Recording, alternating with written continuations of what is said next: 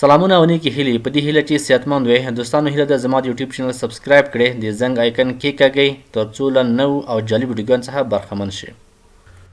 ښه راځو پریکټیکل درس ته چې زموږ تاسو د درس موضوع ده کنټرول پینل. کنټرول پینل کې یو څو آپشنونه دي، هغه مهم آپشنونه چې موږ تاسو یې نن وایو.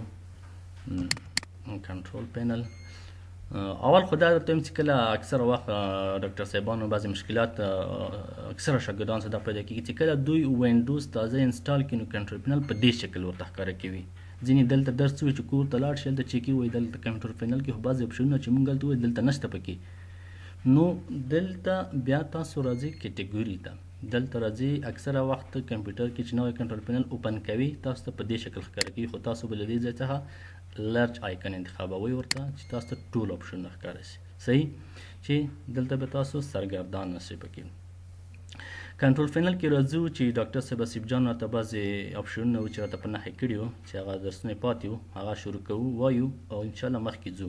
مونږ او تاسو به د خیره هغه موضوعات وایو چې کوم زیات مهم وي او ستاسو په مسله کې په درد وخوري. زیات آپشنونه چې اضافه وي وخت پرې نه ضایع کوو او مخکې ځو مایکروساپورټ ته. مایکروساپورټ شروع کوو. لومړی راځو ساوند ته راځم. ساوند وظیفه چې دی او ساوند په واسطه مونږ څه شي کولی شو. ساوند په واسطه مونږ کولی شو اول پلی بیک مین دا دی چې دلته مونږ ته ښکاره کوي چې کوم کوم سپیکر مونږ سره اوس لایف کار کوي، کوم سپیکر نه مونږ استفاده کوو، کمپیوټر سره کوم سپیکر وصل دی. دلته تاسو معلومولی شئ چې مونږ سره دغه سپیکر دی په های ډیفینیشن اډیو ډیوایس ډیفالټ ډیوایس دی. که چیرې مونږ بل سپیکر یو اس بي ورسره وصل کړی وي هم دلته تاسو ته هغه لیست کې ښکاره کېږي. دې ځای نه یعنې تاسو کولی شئ سپیکر معلوم کړئ. دویم آپشن دی ریکارډ دی، مایک دی، مایکروفون. اوس ګوره زه چې خبرې کوم دا زما خبرې دلته د لوډینګ ښکاره کوي چې یعنې دا فعال دی. موږ ته د مایکروفون فعالیت ښکاره کوي چې یعنې فعال دی او که فعال نه دی. نو دې ځای نه کولی شئ چې مایکروفون کوم مایکروفون تاسو استعمالوئ، هیډفون استعمالوئ، هغه دې ځای کې د دې لاس کې تاسو کتلی شئ. آپشن دریم چې دی ساوندز. له دې ځایه تاسو کولی شئ چې د خپل کمپیوټر د بعضې فعالیتونو لپاره مختلف ساوندز ځان ته جوړ کړئ، مختلف اوازونه جوړ کړئ. فرضاً زه ورته وایم چې زه چې کله بیټري زما د کمپیوټر کریټیکل بیټري لرم، صحیح، زه دا انتخابوم. یعنې مطلب دا چې کله زما د لیپټاپ بیټري کم شي ما ته یو الارم، یو زنګ ووهه. کوم زنګ ووهه دې ځای نه ورته انتخابوم. هر نوع چې تاسو ورته انتخاب کړئ ځان ته جوړولی شئ. فرضاً یو زنګ زه ورته انتخابوم، هغه چې هر یو انتخاب کوم ټیسټ باندې کلیک کوم دغه ساوند دی. یا ورته وایم چې نه دغه ساوند نه بل ساوند انتخابوم. دا البته د لوګ آف ساوند دی خو دې ځای نه مختلف ساوندونه دي، هغه ستاسو په خوښه چې کله تاسو پروګرام اوپن وي کلوز کوئ نو تاسو ته به هغه کوي. او همدارنګه چې مثال بیټري کله وخت کم وي تاسو پروګرام کې کار کوئ نو تاسو ته به یو الارم یو زنګ درته ورکوي چې یعنې بیټري کریټیکل حالت کې دی او چارج کم دی. نو د دې ځای نه تاسو کولی شئ چې یو ساوند انتخاب کړئ ورته چې کوم ساوند تاسو ته پلی کړي. هر یو تاسو په خپله خوښه کولی شئ. نو دلته تاسو کولی شئ انتخاب کې هر بخش ته هر چیز دپاره تاسو له دې ځای ساوند انتخابولی شئ.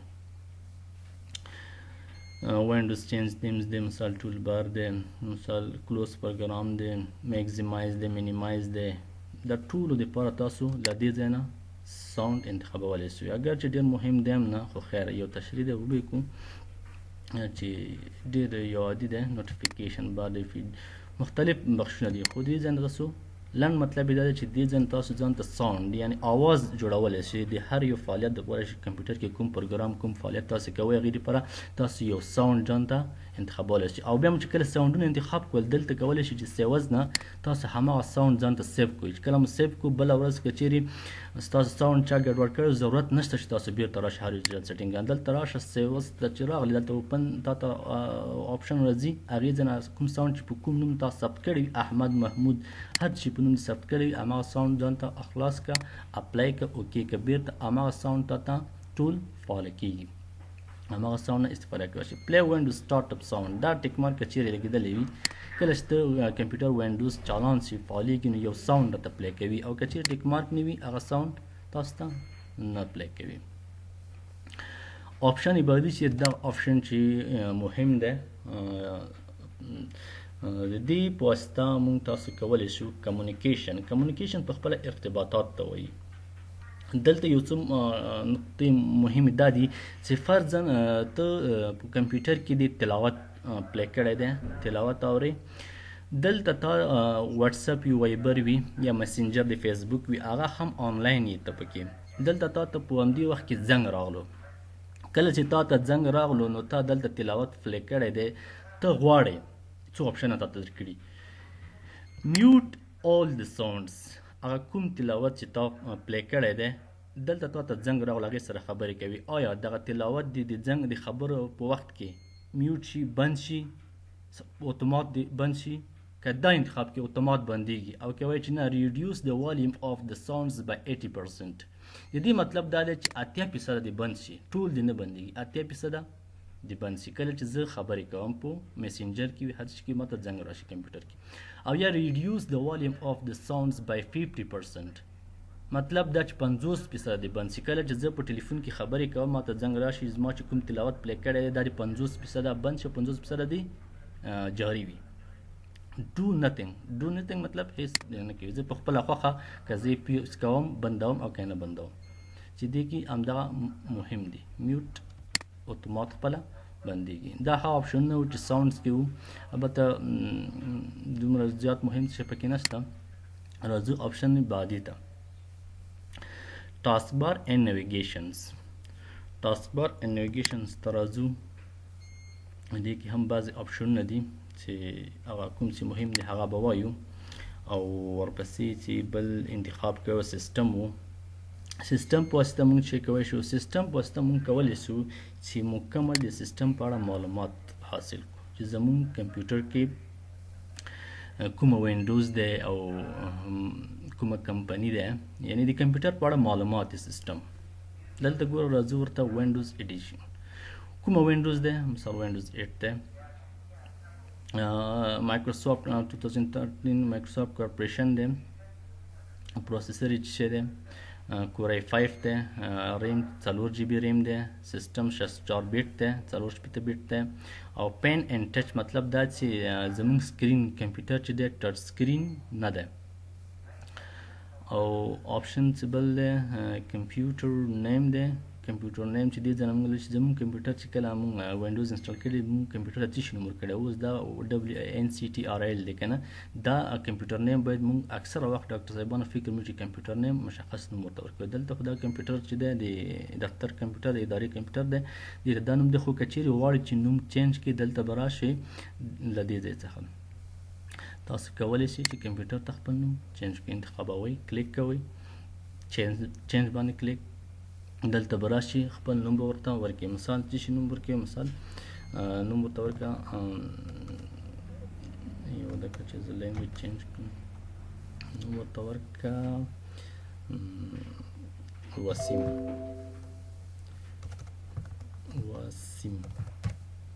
صحیح. دا که چیرې زه اوکې کوم بیا رسټارټ غواړي ما څخه، چې رسټارټ یې وغوښتو دلته زموږ ویډیو سټاپ کېږي، نو د دې ځای څخه تاسو کولی شو چې د کمپیوټر نوم چینج کړي. او دلته دوه آپشن نور دي چې دا هم باید سره پوه شو، په دې باندې مهم دي. ممبر آف ډومین ور ګروپ، دا چې ډومین چې ته وایي او ور ګروپ چې ته وایي په دې کې یو جدا بحث دی. ډومین مطلب دا دی چې کله مونږ یو شبکه جوړه کړې وي، نیټورک شبکه مو چې کله جوړه کړې وي د کمپیوټرونو، مختلف کمپیوټرونه یو بل سره وصل وي، نو که چیرې مونږ دلته ډومین ورته انتخاب ممبر آف ډومین، یعنی یو بخش ته یو غړی د ډومین کېږي چې د دې په واسطه بیا کولی شي زموږ کمپیوټر د مرکزي نقطې څخه چې سرور ورته وایي د هغې ځای نه کنټرولېږي، ډومین له طریقه کنټرولوی شي. او ور ګروپ که چیرې انتخاب کړو، ور ګروپ معنا دا چې که چیرې په نیټورک کې هم یو خو مونږ له چا کنټرولېږو نه، ولې هر څوک په خپل صلاحیت لري. احمد، محمود، وسیم، هر یو چې وي په نیټورک کې هغوی هر یو خپل کمپیوټر خپل صلاحیت لري. او ډومین چې دی هغه بیا هر یو ته صلاحیت ټاکي. فرضاً ډومین له طرفه احمد ته وایي چې ته مثال په ډي ډرایو کې له 20 GB څخه استفاده کوئ چې زیات نشي کوئ. محمود ته وایي چې فرضاً ته باید 200 GB نه استفاده وکړي. هر یو ته حد ټاکي، لیمیټ ورته ټاکي، نو کنټرول لري، یو مرکزي نقطې نه کنټرولېدی شي. البته چې دا موضوع د نیټورک دی خو هسې یو تشریح و چې مې درته وکړو د دې هغه په اړه بعضې معلومات اضافي معلومات دپاره چې ور ګروپ او ډومین ترمنځ فرق همدا دی کمپیوټر نیم چې چینج کړو ډومین موږ تاسو اوس د نیټورک سره وصل نه یو نو اړینه نه ده چې ورباندې زیات بحث وکړو بل اپشن دی وینډوز اکټیویشن وینډوز اکټیویشن مطلب دا دی چې کله تاسو وینډوز انسټال کوئ یو څه وخت بعد تاسو نه وینډوز اکټیویشن غواړي کله چې تاسو وینډوز اکټیویټ نه وي ډاکټر صاحبانو به یو مشکل پیدا کېږي چې ځینې آپشنونه سم کار نه کوي او بعضې پروګرامونه پکې انسټالیږي نو دې ځای تاسو معلومولی شئ تاسو وینډوز اکټیویټ دی او که اکټیویټ نه وي دلته درته لیکي چې ان اکټیویټډ او پروډکټ آی ډي هم نه وي ګوره پروډکټ آی ډي دا دی وینډوز اکټیویټ دی چې د دې په واسطه تاسو وینډوز اکټیویشن معلومولی شئ دا هغه عمومي معلومات وو چې د کمپیوټر په اړه تاسو ته وکړل او همدارنګه یو اضافي معلومات بل دی که چیرې تاسو ډاکټر صاحبان غواړئ چې کمپیوټر په اړه خپل کمپیوټر په اړه معلومات حاصل کړئ چې کمپیوټر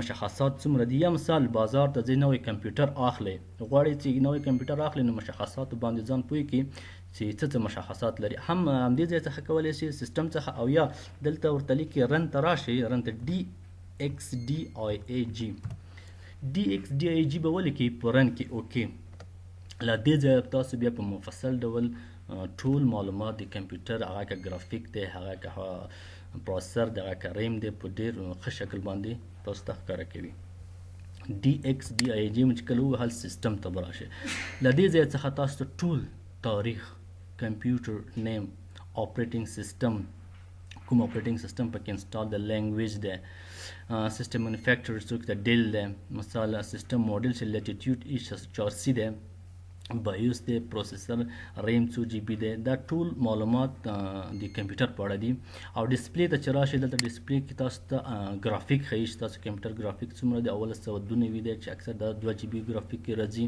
او مختلف ساوند باره کې انپوټ باره کې ټول معلومات له دې ځای څخه کولی شئ آپشن بعدي فایروال چې دا هم اکثره د شبکې نیټورک دپاره دی زیات بحث پې نه کوو صرف دومره ویلی شي فایروال یعنی دیوار آتشي د اور دیوال د دې په واسطه چې کوی شو اکثره وخت مو فکر وي چې کمپیوټر کې مو فایروال آن وي آف کوئ ما کلیک ور باندې کوم دلته اوس ګورم فایروال آف دی دلته چې کلیک کې تاسو ته فایروال ښیي چې آن آف فایروال نه مطلب دا دی چې فایروال په واسطه تاسو کولی شئ که چیرې انټرنیټ سره وصل وئ چې فایروال مو کله آن وي بعضې هیکران نشي کولی ستاسو کمپیوټر ته داخل شي یا مثال بعضې وایرسونه کمپیوټر باندې تاثیر نشي کولی چې کمپیوټر راته خراب کړي اکثره وخت فایروال په همدې خاطر صرف آن ساتي خلاص نور دومره مهم موضوعات پکې نشته آپشن بعدي چې دی ټروبل شوټینګ دی چې ټروبل شوټینګ په واسطه چې کوی شو ټروبل شوټینګ په خپله مشکلات ته وایي کلیک ور باندې کوم ټروبل شوټینګ په واسطه موږ تاسو کولی شو چې بعضې پروګرامونو کې فرضاً بعضې پروګرام کې یو مشکل دی هغه کار نه کوي نو موږ تاسو راځو دلته د ټروبل شوټینګ له طرفه هغه ټیسټ کوو او جوړوو یې که چیرې پروګرام کې مشکل و خو دلته راځو کلیک ور باندې کوو ټروبل شوټینګ باندې دلته نیکسټ وهو مثال دلته ورته وایي چې زما بعضې مشکلات دي پروګرامونه دي ټروبل شوټینګ تا ته دومره کوي چې ستا هغه کوم مشکل په کوم ځای کې دی هغه درته په نښه کوي د میسج له طریقې درته ښکاره کوي چې مثال ستا په پروګرام کې په دې پلانۍ پرزه کې دغه مشکل دی عوارض دي او یا که عوارض ډېر زیات نه وي هغه په خپله کمپیوټر درته جوړوي دې ځای نه هم ورته انتخابولی شي که پروګرام کې وي د پروګرام ورته انتخاب کې نیکسټ کې اتوماتیک درته جوړوي کوم ځای کې مشکل وي که هارډویر کې مشکل وي ساوند کې وي ډیوایس کې پرنټر کې وي د دې ځای نه ورته انتخابولی شي نیکسټ او درته جوړوي نیټورک انټرنیټ کې مشکل وي هم کولی شي له دې ځای جوړ کې او که سیسټم سیکیورټي امنیت د سیسټم کې څه مشکل وي هغه هم له دې ځای څخه چک کولی او جوړولی شي ټروبل شوټینګ یوازې یو مشکل حل کول دپاره دی چې اتومات ورباندې کلیک کوئ بل آپشن دی وینډوز موبایل ډیسنټر وینډوز موبایل ډیسنټر باندې کلیک کوو د دې په واسطه هم تاسو کولی شئ چې بعضې سیټینګونه د دې ځایه جوړ کړئ فرضاً ډسپلی برایټنس د کمپیوټر ډسپلی برایټنس د رڼایي چې د ګوره کمول زیاتول د کمپیوټر رڼایي له دې ځایه ماته کمه کړه یا زیاته کړه یو ساوند د کمپیوټر والیم دې ځای نه کم کا او زیات کا او یا بیخي میوټ بیخي بند کا ساوند صحیح موبایل سنټر په واسطه دلته ورته ځینې سټرینګونه دلته راټول کړي دي چې د دې څخه کنټرولولی شو. بل آپشن چې دی موږ سره بیټري دی چې په کوم شکل تاسو ته ښکاره کړي پاور سیور بیلنس په شکل های پرفارمنس کوم یو چې انتخابوي دې څخه انتخابولی شو.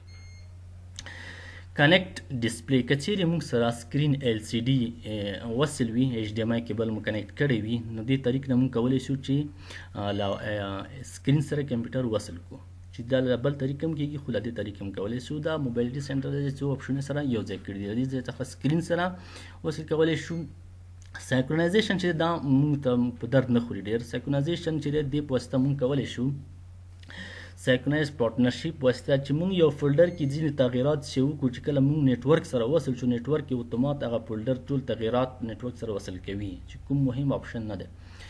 پروجیکټر همدارنګه لکه څنګه چې دلته ایل سی ډي سکرین سره وصل کوو او دلته پروجیکټر سره پخوا به زیات پروجیکټر استعمالېده اوس اکثره ایل سی ډي دي نو د دې ځای څخه کولی شو پروجیکټر څخه موږ وصل کړو کنیکټ کړو. دا د وینډوز موبایلټي سنټر وظایف دي. آپشن بل چې موږ تاسو وایو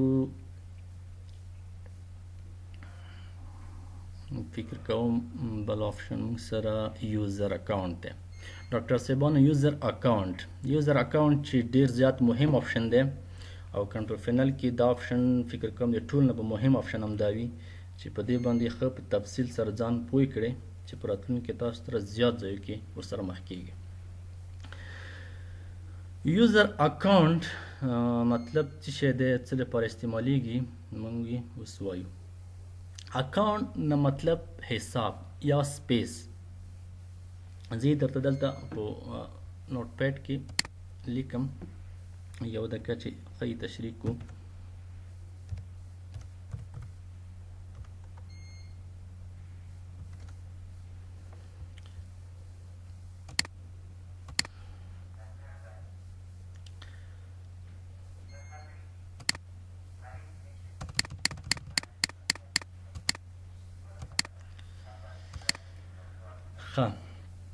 یوزر اکاونټ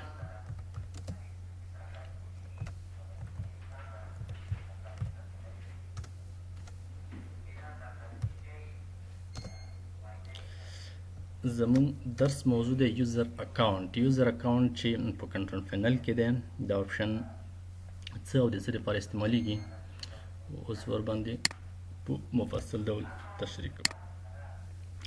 اکاونټ مین سپیس.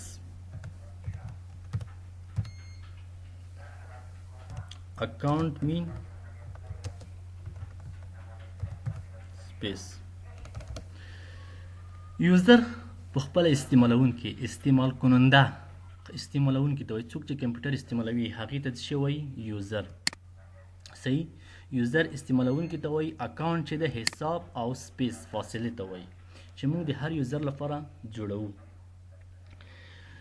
ګورئ که چیرې موږ تاسو وګورو بعضې کمپنۍ مثال روشن اتصالات کمپني شوه او مثال یا داسې نور ځایونه شول هغلته کمپیوټرونه په دفتر کې ایښي وي یا فرض مثال یو لیبارټري دی دفتر دی ستاسو ورځئ هلته هر یو ته جدا جدا کمپیوټر په دفتر افیس کې ایښی خو ولې یو څوک راځي هغه د سهار 8 نه تر 4 بجو پورې رسمیات دي بیا هغې په ځای دویم کس راځي هغه د 4 نه مثال شپې 10-11 بجو پورې هغې رسمیات دي ولې کمپیوټر یو دی دا چې یو کمپیوټر کې دواړه کې حتما یو مشکل جوړیږي نو هغې لپاره موږ څه کوو یوزر اکاونټ جوړوو. فرضاً احمد راځي سهار 8 بجې نه تر 4 بجو پورې رسمیت لري نو احمد ته موږ یو حساب جوړوو په کمپیوټر کې اکاونټ ورته جوړوو چې د احمد یوزر نیم او پاسورډ دواړه ورته جوړوو چې راځي خپل په حساب اکاونټ کې کار کوي چې کله د هغې وخت پوره شول رسمیات پوره شول 4 بجې نه بعد راځي احمد ځي او محمود راځي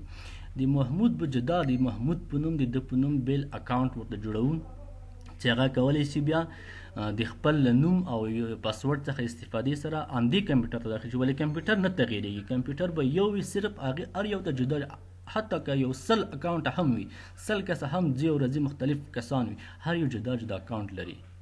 فرض کړئ لکه یو کور دی هر یو چاته جدا جدا اتاقونه پکې جوړو. لنډ مثال هم دا دی چې یعنې کمپیوټر فکر وکړئ یو کور دی اکاونټ چې دي اتاقونه دي په یو کور کې موږ مختلف اتاقونه جوړو هر کس ته جدا جدا اتاق جوړو چې په دې سره په راتلونکي کې موږ سره کوم مشکل نه جوړیږي په کمپیوټر کې چې څوک دعوا نه کوي چې مثال زما حساب ته لاس پکې وهلی یا مثال هر یو جدا جدا دی څوک د چا په حساب کې لاس وهل نشي کولی. بیا په یوزر اکاونټ چې دي موږ دوه قسمه یوزر اکاونټس لرو. څو قسمه؟ دوه قسمه یوزر اکاونټ لرو په عموم کې.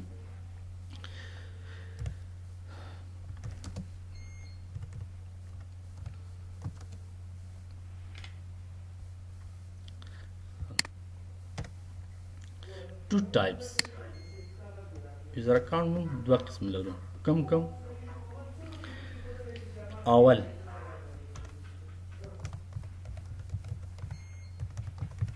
administrator او دویم څه دی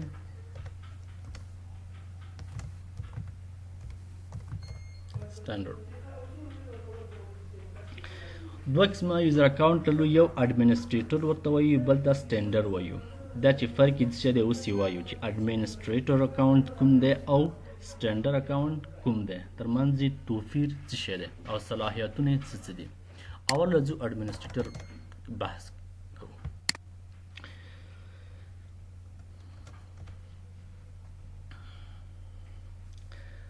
administrator کې چې کله موږ چاته اکاونټ جوړ کړو ډاکټر صاحبانو administrator د نوم نه معلومیږي چې اداره کوونکی، مدیریت. administrator کولی شي فول کنټرول ولري. فول کنټرول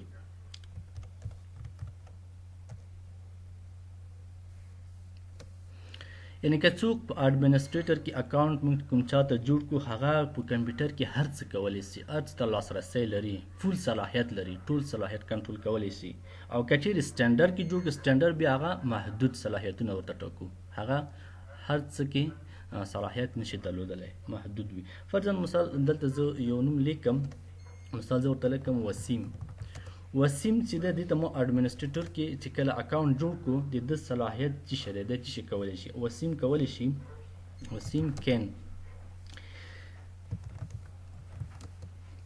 can change computer یا وسیم can change date and time. وسیم کولی شي date and time change کړي. همدارنګه can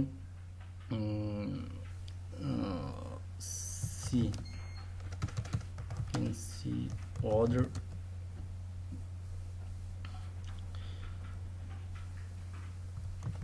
users data. وروسته تشریح کوم، اول یې لیکم بیا وروسته زه تشریح درته کوم. can